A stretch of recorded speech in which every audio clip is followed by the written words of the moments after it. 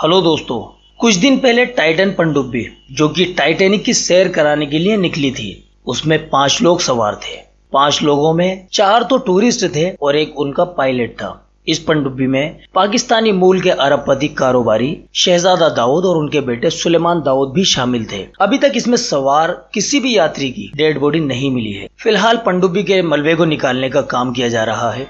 हाल ही में 5 यात्रियों को लेकर टाइटैनिक का मलबा दिखाने के लिए एक पनडुब्बी निकलती है जो कि अचानक से गायब हो जाती है, जिसमें जितने भी लोग सवार थे सभी की मौत हो गई, ऐसा बताया जाता है। ताज़ा अपडेट के मुताबिक सर्च ऑपरेशन में जुटे लोगों को टाइटैनिक के आसपास कोई आवाज सुनाई दी थी। हालांकि साइट पर विजिबिलिटी ना के बराबर थी और बस यही वजह है कि सबमरीन को खोजने में काफी ज्यादा दिक्कतों का सामना करना पड़ रहा है। इस सबमरीन में सवार 5 लोगों में सबमरीन को बनाने वाली कंपनी ओशियन गेट, इसके सीईओ स्टॉकटन रश भी थे। फ्रांस के मैरीटाइम एक्सपर्ट पॉल हेनरी, इधर best British businessman Hamish Harding, Pakistani British businessman Shahzada Dawood और उनके 19 साल के बेटे सुलेमान दाऊद। अब इधर शहजादा दाऊद के पाकिस्तान से होने की वजह से दक्षिणी एशियाई इलाकों में उनकी काफी ज्यादा चर्चा हो रही है। वैसे तो आप सभी लोग टाइटैनिक के बारे में काफी कुछ जानते होंगे। अपने दौर के सबसे बड़े और पॉपुलर जहाज टाइटैनिक की लंबाई 269 मीटर और चौड़ाई 28 मीटर के आसपास थी। टाइटैनिक ने अपनी पहली यात्रा ब्रिटेन के बंदरगाह से न्यूयॉर्क के लिए 10 अप्रैल 1912 को शुरू की थी। इसके ठीक 4 दिन के बाद नॉर्थ अटलांटिक महासागर में एक हिमखंड यानी एक बर्फ की पहाड़ी से ये टकरा गया। इस जोरदार टक्कर में जहाज के 2 टुकड़े हो गए थे और ये समुद्र में करीब 4 किलोमीटर की गहराई में समा गया। हालांकि इसका खुलासा अगर आप जानना चाहते हैं तो हम टाइटैनिक के बारे में बिल्कुल खुलासा तौर पर एक स्टोरी बनाकर दे देंगे। आप अगर चाहते हैं तो आप हमें कमेंट करके बता दें। तो टाइटैनिक का जो मलबा था इसको 1985 में ढूंढा गया था। टाइटैनिक जहाज का मलबा अटलांटिक ओशन में अभी भी मौजूद है। मलबा महासागर में 3800 मीटर की गहराई में है। ये ओशन गेट नाम की कंपनी जो कि लोगों को पनडुब्बी में बिठाकर टाइटैनिक का मलबा दिखाने के लिए समुद्र में ले जाती है। अब ये पूरी बात सुनकर मन में सवाल आता है कि जहाज का मलबा अगर ढूंढ लिया गया है तो इसको बाहर क्यों नहीं निकाला गया। दोस्तों, ये उस समय की सबसे बड़ी समुद्री दुर्घटना थी। लगभग 70 सालों तक टाइटैनिक का मलबा समुद्र में 4 किलोमीटर नीचे पड़ा रहा, जिसे पहली बार 1985 में रॉबर्ट बिलार्ड और उनकी टीम ने खोज निकाला था। जहाज जहां पर डूबा था वहां पर चारों तरफ अंधेरा ही अंधेरा था। समुद्र की गहराई में तापमान 1 डिग्री सेल्सियस है और इन्हीं सारी कंडीशंस का सामना करते हुए किसी भी इंसान का इतनी गहराई में जाना और फिर वहां से लौटकर वापस आना, ये बहुत ही ज्यादा जोखिम भरा है। ऐसे में यहाँ से मलबे को निकाल कर लाना तो बहुत दूर की बात, समुद्र की गहराई में 4 किलोमीटर नीचे पड़े हुए मलबे को इन परिस्थितियों का सामना करते हुए बाहर निकालना लगभग नामुमकिन है। एक्सपर्ट्स के मुताबिक टाइटैनिक का मलबा समुद्र में बहुत ही ज्यादा तेजी से गल रहा है। ऐसे में उसे बाहर निकाल कर भी कोई फायदा नहीं होगा। इसके बारे में बताया जाता है कि आने वाले 20-30 सालों में टाइटैनिक का मलबा पूरी तरह से गल जाएगा और समुद्र में यानी पानी में घुलकर खत्म हो जाएगा। समुद्र में पाए जाने वाले बैक्टीरिया टाइटैनिक के इस लोहे को तेजी से खा रहे हैं, जिसकी वजह से उसमें जंग लगता जा रहा है। बीबीसी की एक रिपोर्ट के अनुसार ये समुद्री बैक्टीरिया रोजाना लगभग 180 किलो मलबा खा जाते हैं। ऐसे में टाइटैनिक की उम्र अब ज्यादा नहीं बची, इसीलिए इस मलबे को बाहर निकालना ये कोई समझदारी नहीं होगी। टाइटैनिक जहाज का मलबा देखने में कितना खर्च आ जाता है और इसको कैसे देखा जा सकता है, इसके बारे में भी जान लीजिए। समुद्री दुनिया की खोज करने वाली कंपनी ओशन गेट ने अपना एक टाइटैनिक सर्वे एक्सपेडिशन प्रोजेक्ट शुरू किया, जिसमें वो लोगों को पनडुब्बी में बिठाकर समुद्र में पड़ा टाइटैनिक का मलबा दिखाने जाती है। वाशिंगटन पोस्ट के मुताबिक इस प्रोजेक्ट के तहत एक व्यक्ति पर तकरीबन $2,50,000 का खर्च आता है। अगर इसको इंडियन करेंसी में कन्वर्ट करें तो तकरीबन एक व्यक्ति को इस यात्रा को करने में 2 करोड़ से ज्यादा का खर्चा आ जाता है। इस यात्रा पर जाने के लिए 17 साल या इससे ज्यादा उम्र होनी चाहिए। मीडिया रिपोर्ट के मुताबिक बीते साल ओशन गेट कंपनी की टाइटन पनडुब्बी में पत्रकार डेविड पॉग ने यात्रा की थी और वो टाइटैनिक के मलबे तक पहुंच भी गए थे। बीबीसी के मुताबिक डेविड ने बताया कि पनडुब्बी के ऊपर सपोर्ट शिप होता है और दोनों एक दूसरे को टेक्स्ट मैसेज कर सकते हैं। गहरे पानी में जीपीएस या रेडियो सिस्टम काम नहीं करता। वो बताते हैं कि पनडुब्बी में बैठे हुए लोग अपने आप से बाहर निकल भी नहीं सकते, क्योंकि बाहर से पनडुब्बी मजबूती से सील की होती है। ओशन गेट एक्सपेडिशंस के टाइटैनिक सर्वे एक्सपेडिशन पर कंपनी का कहना है कि वो ज्यादा से ज्यादा 12,800 फीट की गहराई तक ही जा सकते हैं। टाइटैनिक का मलबा कनाडा के न्यूफाउंडलैंड से लगभग 370 मील दक्षिण में 12,500 फीट की गहराई पर है। टाइटैनिक जहाज के मलबे को देखने के लिए लोग जाते क्यों हैं, इस पर भी गौर कर लीजिए। दुनिया का सबसे बड़ा स्टीम बेस्ड यात्री जहाज टाइटैनिक 10 अप्रैल 1912 को अपने पहले सफर पर निकला था, जो उसका आखिरी सफर साबित हुआ। ब्रिटेन के साउथहैम्पटन से शुरू हुआ यह सफर अमेरिका के न्यूयॉर्क में पूरा होना था। 4 दिन बाद 14-15 अप्रैल को ये एक आइसबर्ग से टकराकर अटलांटिक महासागर में डूब गया। इस जहाज पर सवार 2200 यात्री और क्रू मेंबर में से 1500 से ज्यादा लोगों की मौत हो चुकी थी। समुद्र में इसके मलबे की खोज 1985 में की गई थी। मारे गए सही लोगों की संख्या अज्ञात है। हालांकि आमतौर पर यही माना जाता है कि जहाज के लगभग 2200 यात्री और चालक दल के सदस्यों में से लगभग 1500 लोग जहाज डूबने की वजह से मारे गए थे। डूबने की जांच कर रही अमेरिकी समिति के अनुसार 1517 लोगों की जान चली गई। टाइटैनिक का मलबा कनाडा के न्यूफाउंडलैंड सेंट जॉन्स से 700 किलोमीटर की दूरी पर अटलांटिक महासागर में है। सबमरीन का टूर न्यूफाउंडलैंड से शुरू होता है। इसमें 2 घंटे का वक्त लगता है। ये मलबा महासागर में 3800 मीटर की गहराई में है। ये टाइटैनिक जहाज जिसका मलबा देखने के लिए लोग अपनी जान जोखिम में डालते हैं। ये जहाज 111 साल पहले डूबा था। इसी साल फरवरी में मलबे की पिछली यात्राओं में से एक यात्रा का वीडियो YouTube पर जारी किया गया था। इस वीडियो में 80 मिनट के अनकट फुटेज थे। फिर मई में जहाज के मलबे का पहला फुल साइज यानी 3D scan high resolution footage में दिखाया गया था और इस सब के लिए डीप सी मैपिंग टेक्नोलॉजी का इस्तेमाल किया गया था। 2022 में deep sea mapping company Magellan limited और अटलांटिक प्रोडक्शन, जो कि प्रोजेक्ट को लेकर डॉक्यूमेंट्री बना रहे हैं, इन्होंने फिर से रिकंस्ट्रक्शन किया। अटलांटिक के तल पर जहाज के मलबे का सर्वे करने में 200 घंटों से ज्यादा समय लगाने वाले विशेषज्ञों ने रिमोटली कंट्रोल्ड पनडुब्बी से स्कैन बनाने के लिए 7 लाख से ज्यादा फुटेज लिए थे। आइए अब जान लेते हैं इस पनडुब्बी में सवार 5 लोगों के बारे में। पाकिस्तानी मूल के बाप बेटे शहजादा दाऊद और सुलेमान दाऊद। शहजादा दाऊद पाकिस्तानी एंग्रो कॉरपोरेशन के वाइस चेयरमैन हैं। ये कंपनी फर्टिलाइजर्स बनाती है। बीबीसी की रिपोर्ट के मुताबिक शहजादा दाऊद अपनी पत्नी क्रिस्टीन और बच्चों एलिना और सुलेमान के साथ साउथ वेस्ट लंदन में रहते हैं। एक्सपेडिशन से 1 महीने पहले से उनका परिवार कनाडा में रह रहा था। शहजादा दाऊद अपने परिवार के जरिए किए गए non profit organisation Dawood foundation के लिए काम कर रहे थे और इसी के साथ साथ वो कैलिफोर्निया के रिसर्च ऑर्गेनाइज्ड सेटी यानी SETI इंस्टीट्यूट के लिए भी काम कर रहे थे। एक स्टेटमेंट में दाऊद की फैमिली ने कहा कि उन्हें अलग अलग तरह के नेचुरल हैबिटेट को एक्सप्लोर करने का बहुत ज्यादा शौक था। वो UN और ऑक्सफोर्ड यूनियन में स्पीच कर चुके हैं।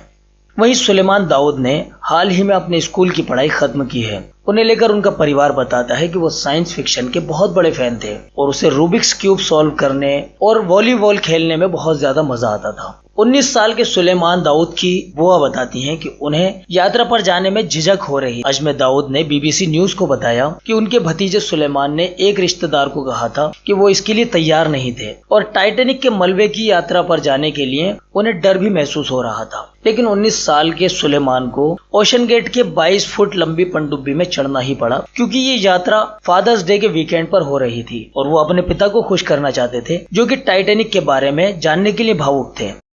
ओशन गेट इंक के CEO स्टॉकटन रश टाइटन को ऑपरेट करने वाली कंपनी ओशन गेट के फाउंडर और CEO थे। 1981 में जेट ट्रेनिंग इंस्टीट्यूट से 19 साल की उम्र में लाइसेंस लिया था। वो उस वक्त के दुनिया के सबसे युवा जेट ट्रांसपोर्ट पायलट बने थे। रश के पास प्रिंसटन यूनिवर्सिटी से एरोस्पेस इंजीनियरिंग की भी डिग्री थी। स्टॉकटन रश पनडुब्बी के पायलट भी थे, यानी वही इस पनडुब्बी को ऑपरेट कर रहे थे। टाइटैनिक और रश के बीच एक बहुत बड़ा संयोग है। उनकी जो पत्नी है वेंडी रश, उनके पूर्वज यानी उद्योगपति इसिडोर स्ट्रॉस और उनकी पत्नी आइडा स्ट्रॉस टाइटैनिक के यात्री थे। 2022 में रश ने CBS न्यूज से बात की थी। उन्होंने बताया था कि मछली पकड़ने वाले जाल या किसी दुर्घटना की वजह से पनडुब्बी फंसी रह सकती है, लेकिन खतरा तो कार में बैठने पर भी होता है। तो क्या आप कार में बैठना छोड़ देंगे? और देखने की बात यह है कि स्टॉकटन रश उन 5 लोगों में से थे जिनकी हादसे में मौत हो चुकी है। पॉल हेनरी नार्जोलेट टाइटैनिक जहाज के मलबे में 37 बार गोता लगाने के बाद फेमस समुद्री विज्ञानी पॉल हेनरी नार्जोलेट ने अपने मूल फ्रांस में सुपर हीरो की उपाधि यानी एक इमेज अपनी बना रखी है। नार्जोलेट की फ्रांसीसी पत्नी एनी कनेक्टिकट में रहती है और बच्चे कॉर्क आयरलैंड में रहते हैं। नार्जोलेट की पहली शादी अमेरिकी पत्रकार मिशेल मार्श से हुई थी, जिनकी 2017 में 63 साल की उम्र में ब्रेस्ट कैंसर के चलते मौत हो गई थी। 77 साल के नार्जोलेट, जिन्हें मिस्टर टाइटैनिक भी कहा जाता है, इन्होंने अटलांटिक महासागर में प्रसिद्ध मलबे के लिए कई अभियान का नेतृत्व करने के लिए फ्रांसीसी नौसेना में 2 दशक से ज्यादा समय बिताया है। टाइटैनिक के बारे में उनका जो ज्ञान है, उनकी जो नॉलेज है, वो अनबीटेबल है। फ्रांस के शैमोनिक्स में जन्मे नार्जोलेट पहले ऐसे व्यक्ति हैं जिन्होंने 1987 में टाइटैनिक जहाज से एक चांदी की प्लेट लेकर आए थे और 2022 में उन्होंने ले पेरिसन को बताया कि उन्होंने मलबे पर 200 से 300 किताबें पढ़ी थी। 1987 में समुद्र में टाइटैनिक जहाज के लिए पहले गोता लगाने के बाद नार्जोलेट ने कनाडा के न्यू फाउंडलैंड के तट पर डूबे हुए क्रूजर के लिए कई अभियानों का नेतृत्व किया है और यहाँ तक कि टाइटैनिक के पतवार के 20 टन खंड सहित हजारों कलाकृतियों की पुनर्प्राप्ति की निगरानी भी की है। नार्जोलेट ने 5 डीप्स अभियान में भी भाग लिया, पृथ्वी के सभी महासागरों के सबसे गहरे हिस्सों की खोज और यहाँ तक कि समुद्र के तल से 10,928 मीटर यानी 35,853 फीट नीचे सबसे गहरी पनडुब्बी से गोता लगाने का रिकॉर्ड भी तोड़ा है। टाइटैनिक के मलबे की खोज के दौरान वो लगभग 5500 से ज्यादा चीजें लेकर आए हैं, जिनमें दूरबीन, पत्र वगैरह जैसी निजी वस्तुएं भी शामिल हैं और उन तमाम निजी वस्तुओं में से एक घड़ी भी है, जिससे कि नार्जोलेट ने पीड़ित की बेटी का पता लगाया और उसको वो घड़ी दे दी। लेकिन टाइटैनिक के उनके ये नए अभियान में नार्जोलेट का जो सफर था आखिरी सफर बन गया। लापता हुई टाइटन पनडुब्बी में 4 अन्य लोगों के साथ में वो फंस गए और बचाव दल के लिए उन्हें बचाने का वक्त जो है खत्म हो गया। ब्रिटिश उद्योगपति हामिश हॉर्डिंग, उम्र 58 साल, प्राइवेट जेट भेजने वाली कंपनी एक्शन एविएशन के मुखिया थे। Antarctic luxury tourist company White Desert के साथ भी काम कर चुके हैं। इस कंपनी ने अंटार्कटिक के लिए पहली जेट सर्विस शुरू की थी। हॉर्डिंग ने नामीबिया से चीतों को लाने में भारत सरकार की काफी मदद की थी।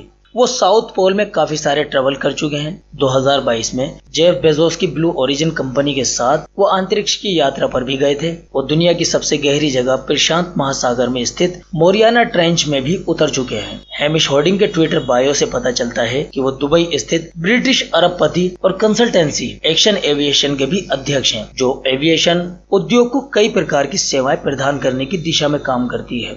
ये कंपनी चार्टर्ड विमान खरीदने और बेचने का काम भी करती है। अपोलो चंद्रमा पर उतरने से प्रेरित होकर एविएशन और स्पेस इन्वेस्टिगेशन के प्रति उनका जुनून कम उम्र में ही शुरू हो गया था। 2016 में हामिश अंटार्कटिका के एक अभियान पर अपोलो अंतरिक्ष यात्री बज एल्ड्रिन के साथ में शामिल हुए थे। इस उल्लेखनीय यात्रा में 86 साल के एल्ड्रिन दक्षिणी ध्रुव पर पहुंचने वाले सबसे उम्रदराज व्यक्ति बन गए थे। 4 साल के बाद एक अगले अभियान में हामिश अपने बेटे गाइल्स के साथ लौटे, जो 12 साल की उम्र में दक्षिणी ध्रुव पर पहुंचने वाला पहला सबसे कम उम्र का शख्स बन गया था। अमेरिकी इन्वेस्टर और सर्च स्पेशलिस्ट विक्टर वेस्कोवो के साथ मिलकर हामिश चैलेंजर डीप तक उतरे, जो कि पृथ्वी का सबसे गहरा बिंदु है, जो कि तकरीबन समुद्र के अंदर लगभग 10,900 मीटर नीचे है। समुद्र की सतह के नीचे एक सबमर्सिबल के अंदर 4 घंटे और 15 मिनट बिताकर उन्होंने समुद्र तल के साथ 4.5 किलोमीटर की दूरी तय की और इन्वेस्टिगेशन के नए रिकॉर्ड को स्थापित किया। 2020 में उन्हें बज एल्ड्रिन,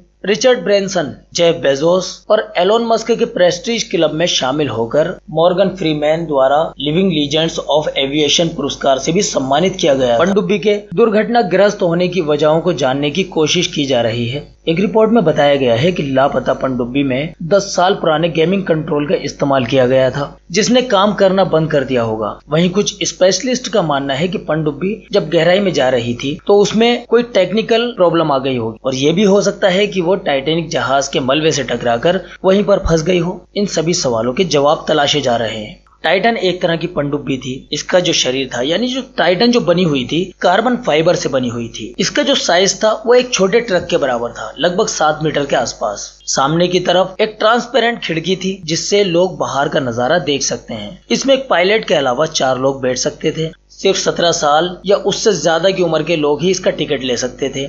एक टिकट की कीमत 2 करोड़ रुपए के करीब थी। इस पनडुब्बी ने 18 जून को कनाडा के न्यू फाउंडलैंड से यात्रा शुरू की थी। टाइटैनिक का जो मलबा है अटलांटिक सागर में लगभग 4000 मीटर नीचे है। जब इसकी खोज सितंबर 1985 में यूएस नेवी के अफसर रॉबर्ट बिलार्ड ने और उनकी टीम ने की थी, उसके बाद वैज्ञानिकों और एक्सप्लोरर ने रिसर्च के मकसद से कई बार इसका दौरा किया।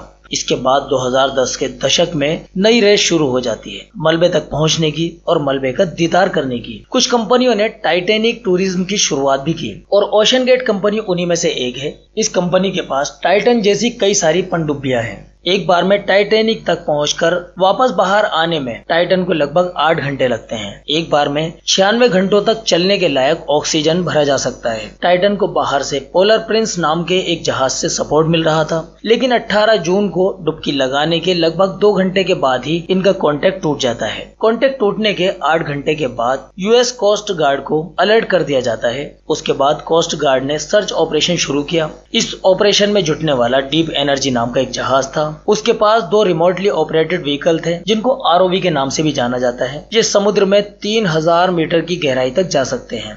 कनाडा का अटलांटिक मरीन नाम का जहाज भी तलाशी के अभियान में जुट जाता है। कनाडा ने नौसेना का एक जहाज मेडिकल सपोर्ट के लिए भी रवाना किया था। फ्रांस ने भी अपना एक जहाज भेजा। उनका आरओवी मलबे की गहराई तक जा सकता था। और इन सब के अलावा यूएस कोस्ट गार्ड ने हेलीकॉप्टर्स, अमेरिका की डिफेंस मिनिस्ट्री, होमलैंड सिक्योरिटी के अलावा कई एजेंसियों ने खोई हुई पनडुब्बी की तलाश करनी जारी कर दी। फ्रांस की एक पनडुब्बी तलाशी वाले एरिया में पहुंच भी चुकी थी, लेकिन 22 जून की दोपहर को आरओवी को कुछ मलबे का हिस्सा मिल जाता है। पहले आशंका जताई गई थी कि ये टाइटन का मलबा हो सकता है, लेकिन कुछ समय के बाद यूएस की कोस्ट गार्ड और ओशन गेट ने इस आशंका पर मोहर लगा दी और इसी के साथ टाइटैनिक से जुड़ी ट्रेजेडी जो है वापस लौट कर आ गई। टाइटन हादसे को टाइटैनिक पार्ट 2 का नाम दिया जा रहा है। इन 5 लोगों में से 19 साल के लड़के के अलावा 4 लोगों ने दुनिया की हर बुलंदी को छू लिया था।